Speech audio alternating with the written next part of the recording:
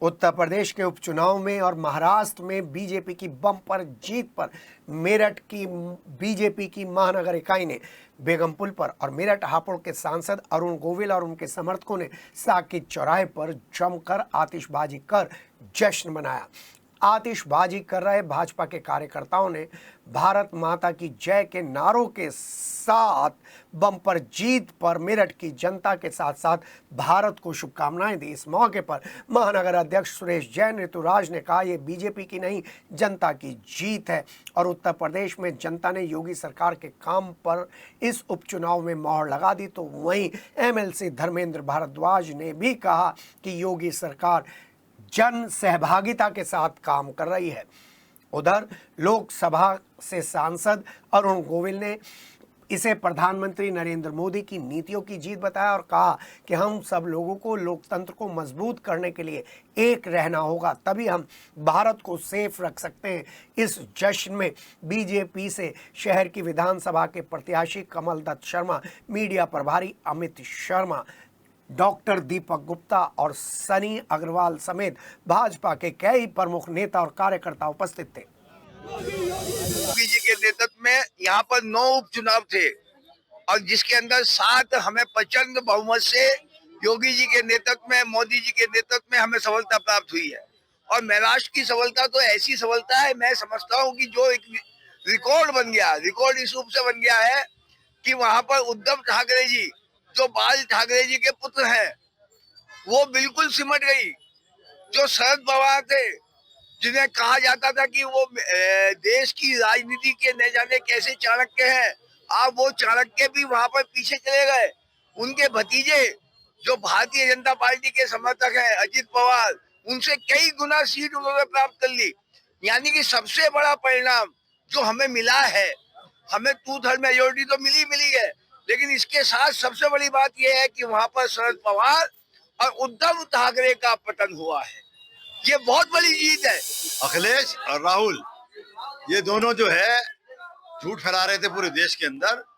आज उत्तर प्रदेश की जनता ने और महाराष्ट्र की जनता ने उनका मुंह काला कर दिया है, बता दिया है सत्यता क्या है।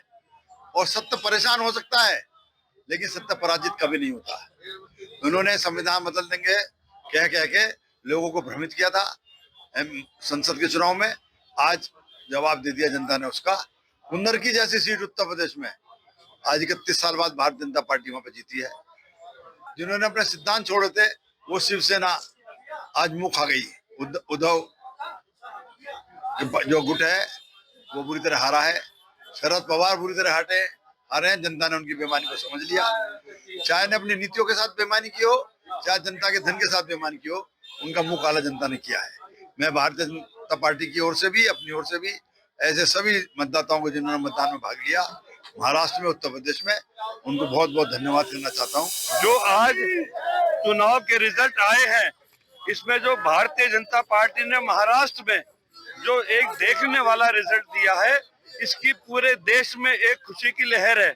और महाराष्ट्र की जनता ने परम श्रद्धेय प्रधानमंत्री मोदी जी के नेतृत्व में, हमारे यशस्वी मुख्यमंत्री योगी जी भी वहां पर गए थे और उनके सम्मान में इतना बड़ा बहुमत आ गया है महाराष्ट्र में कि जिसके पूरे देश में उसकी सराहना हो रही है। और मैं समझता हूं कि आने वाले समय में पूरे भारतवर्ष में भारतीय जनता पार्टी का परचम लहराने जा रहा है। ये एक संदेश है। मेरठ की जनता ही नहीं, पूरे उत्तर प्रदेश और पूरे भारतवर्ष की जनता मोदी में है, भारतीय जनता पार्टी के दिल और तन, मन और धन से साथ है। और ये महाराष्ट्र के चुनाव में भी देख लिया और उससे भी कुछ दिन पहले हरियाणा के चुनाव में भी देख लिया। और हमारे यशस्वी मुख्यमंत्री योगी जी ने और देश के यशस्वी प्रधानमंत्री मोदी जी ने जो नारा दिया है, हमें उसी सिद्धांत पर रहना पड़ेगा। अगर बटेंगे तो कटेंगे और एक रहेंगे तो सेफ रहेंगे। अगर ये 2 नारे अगर हर जनता की समझ में आएंगे तो वास्तव में हम सेफ रहेंगे, हर तरीके से सेफ रहेंगे, सुरक्षित रहेंगे, हमारी बहन बेटा सुरक्षित रहेंगे, हमारा देश सुरक्षित रहेगा, हमारी सीमाएं सुरक्षित रहेंगी, हमारा अंतर्राष्ट्रीय पटल पर नाम सुरक्षित रहेगा और मान सम्मान बढ़ता रहेगा। इसी तरीके से पूरे भारतवर्ष की जनता भारतीय जनता पार्टी के पक्ष में कोई भी चुनाव आएगा हमेशा मन बना करके खड़ी हो चुकी है।